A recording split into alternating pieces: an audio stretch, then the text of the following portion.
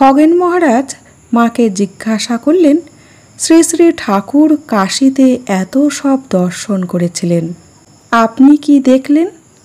উত্তরে মা বললেন, রাত্রে বিছানায় শুয়ে জেগে আছি, হঠাৎ দেখি যে বৃন্দাবনের শেঠের বাড়ি নারায়ণ মূর্তি পাশে দাঁড়িয়ে, মূর্তির গলায় ফুলের মালা পা পর্যন্ত ঝুলছে। ঠাকুর ওই মূর্তির সামনে হাত জোর করে দাঁড়িয়ে। আমি মনে ভাবছি, ঠাকুর এখানে কি করে এলেন? বললুম, ও বিশ্বাস করতে চায় না।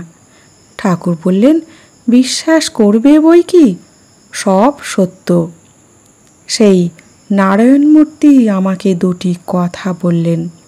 তার একটি এই, ঈশ্বর তত্ত্ব না করলে কি তত্ত্ব জ্ঞানের উদয় হয়? অপরটি মনে করতে পারছি না। খগেন মহারাজ জিজ্ঞাসা করলেন, ঠাকুর নারায়ণ মূর্তির সামনে হাত জোর করে কেন?